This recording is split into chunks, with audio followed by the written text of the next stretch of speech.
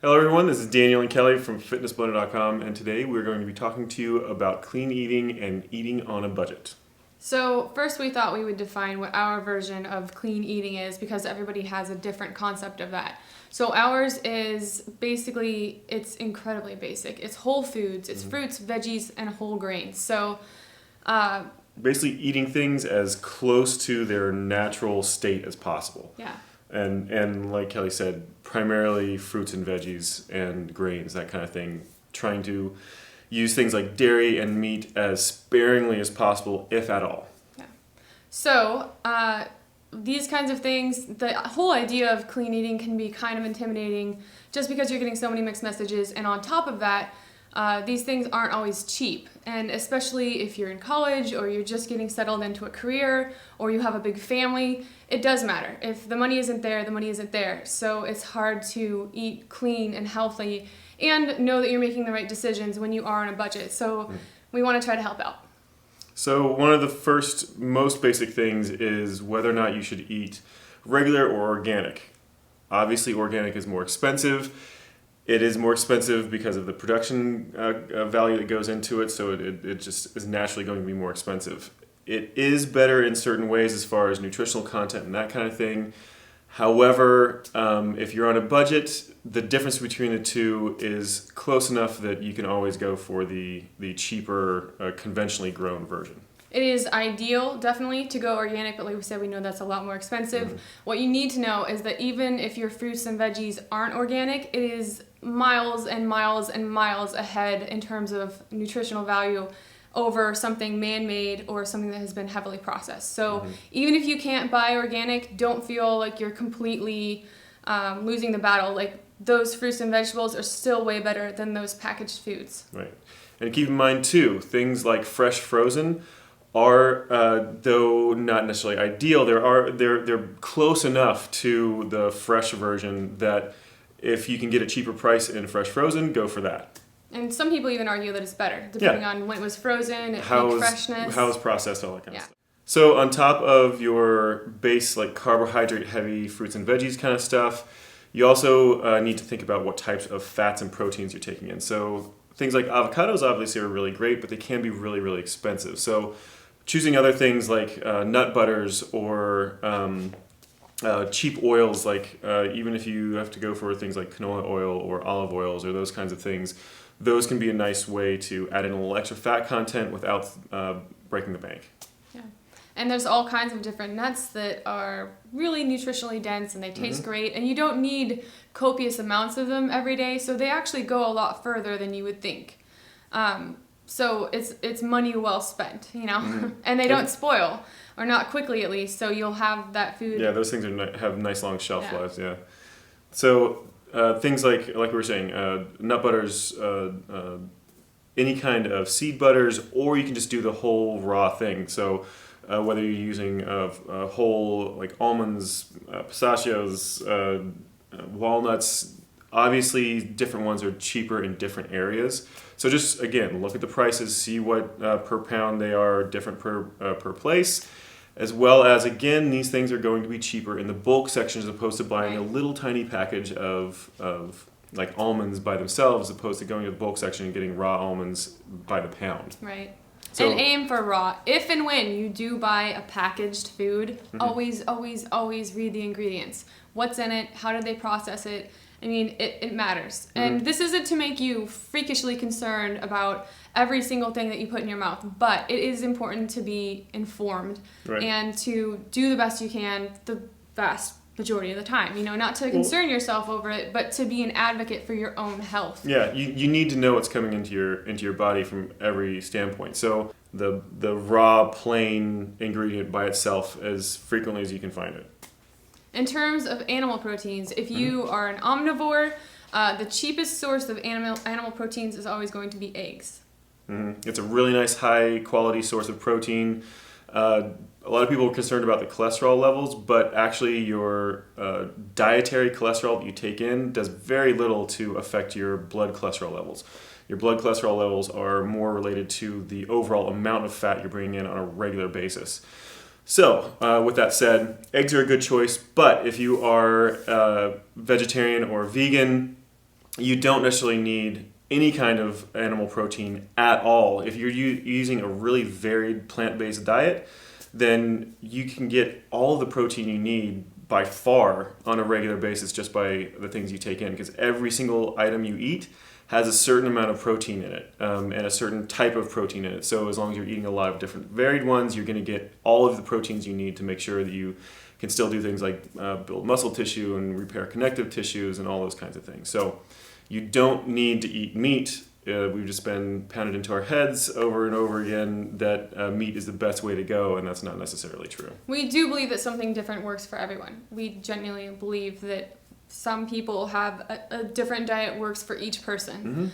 Along the lines of that supplementation of any kind, I mean, we don't take anything. Again, something different will work for everyone, but there is not necessarily one thing that everyone just inherently baseline needs in their diet that you can't get from a well-rounded whole foods diet. So and keep in don't mind, waste your money on supplements unless you have been specifically instructed by, I mean, maybe 1 or 2 doctors even, that this would be the best for your health. And make sure that, you know, the intention of whoever is telling you, maybe you should try this, check. I mean, if they're selling it, there's something in it for them. So just be leery. It'll protect your health and your pocketbook. And keep in mind, too, that the commercially made supplements only provide a very, very narrow range of vitamin minerals, just like the basic vitamins and minerals.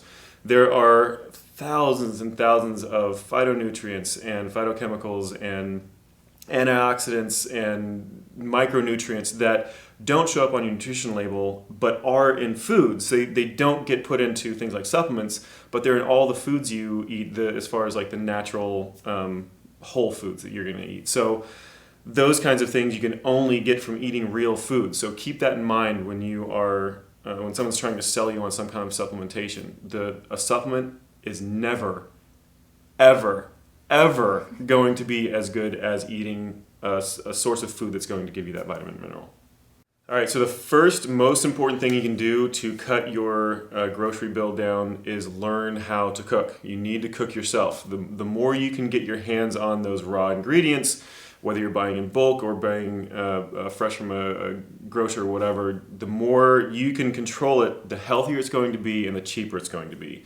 Those pre-prepared things, the restaurant eating obviously is incredibly expensive. Even things if like your local grocery store offers pre-prepared meals and that kind of thing, those are also very expensive compared to cooking it all yourself. And that also comes down to specific ingredients.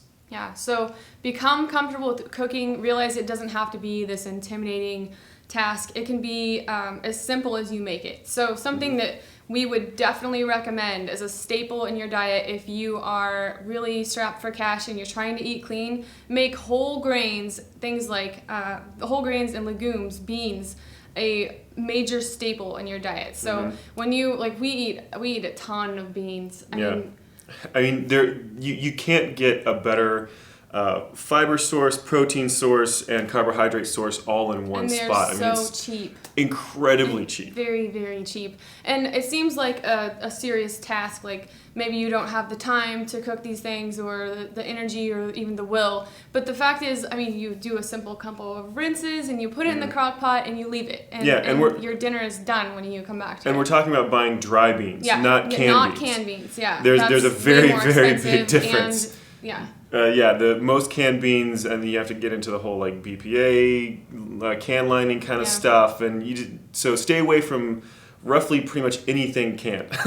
So buy bulk, whole, plain ingredients. Right. Learn how to cook them. We have lots of information. We'll put some links below here on some of our guidelines for cooking that kind of stuff. And then add in the vegetables. So you can there's an endless number of dishes that you can make with beans, rice, any of the whole grains plus veggies. I mean, there's infinite options, and they all taste pretty darn good too. And grab a couple spices and you're set. That's one of the big things that Kelly and I do to not only make it cheaper to eat, but also to make it faster to prepare. Is we like doing these one-pot meals, right?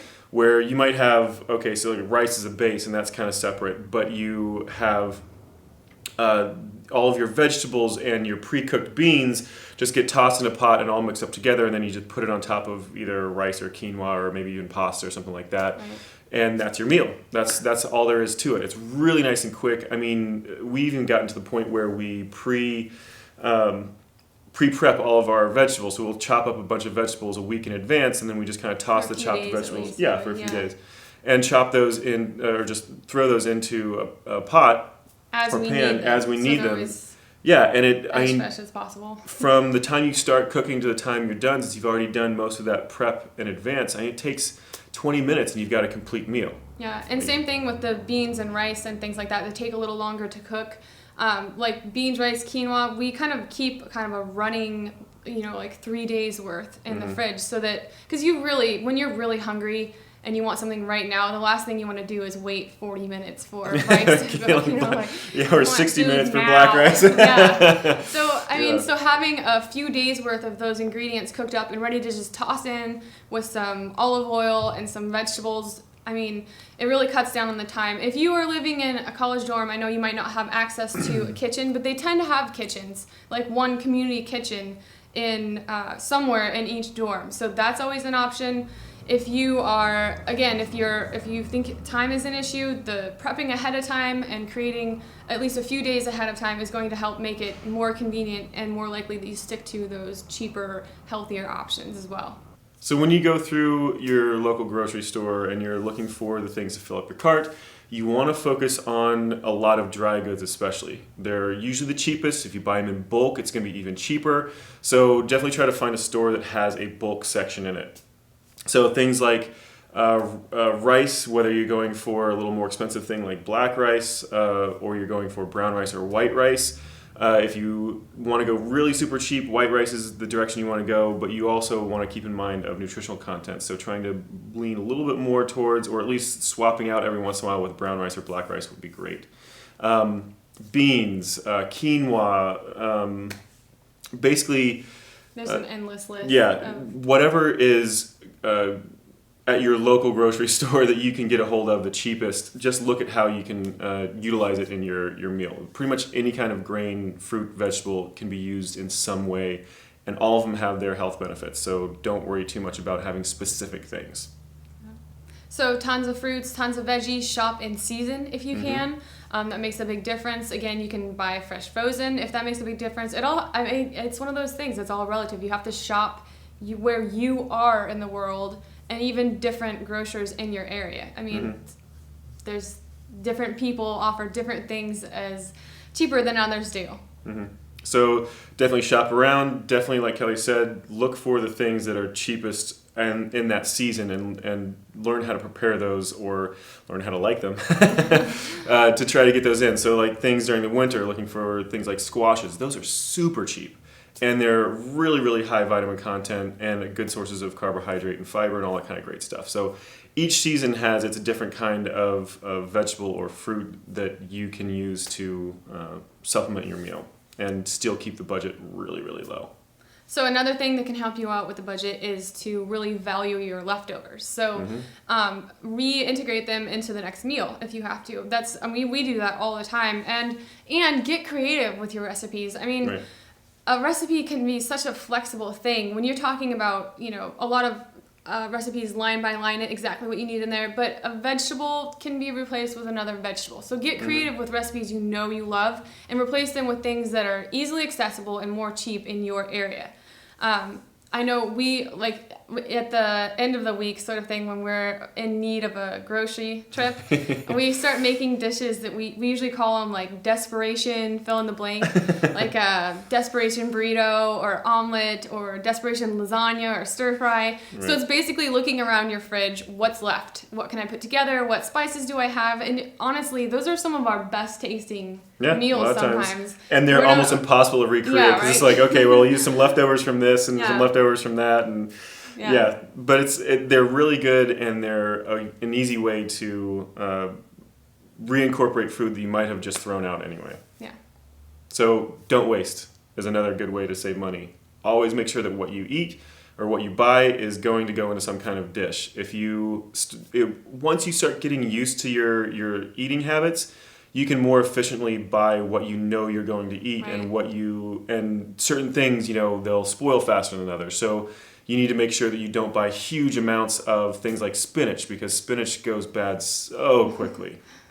So we've actually been privy to that one quite often. Yeah. So things Guilty. like, yeah. So make sure you just start getting into the habit of kind of thinking about what you use and what you don't use and how quickly you use those things, and that will help you save a lot of money too. So make sure you don't waste anything. Any kind of leftovers are either eaten as is or taken into account for a new meal, repurposed, so to speak. So to wrap things up, you have lots of options to eat clean on a budget even. And one of the most important things you can do is to realize that it only seems like those cheap processed junk food items are cheaper. They're not actually cheaper. So really wrap your mind around that you can eat healthy on a budget. It's just you have to get a little creative, and it's going to depend on where you live and what your food preferences are, what's available to you. I mean, I know there's a lot of different variables, but you just have to really own it and decide you're going to do it, because in the end, even if eating healthily was more expensive than eating junk food, in the end, I mean, do you know how much a hospital bill costs or a trip to the doctor? Medications to treat the ailment that you've created by eating these terrible, terrible foods over and over again. So think of your nutrition choices as preventative medicine. It's going to help keep you out of the doctor's office, which can lead to astronomical, just crushing bills, and not to mention the effect on your health. So let thy food be thy medicine, thy medicine be thy food. There we go. Yeah. Yeah, really. Yeah, so we hope this video was helpful to you. If you have more questions or if you want to see us answer another question in a vlog, let us know in the comments below. Thanks for watching, and we'll see you guys next time.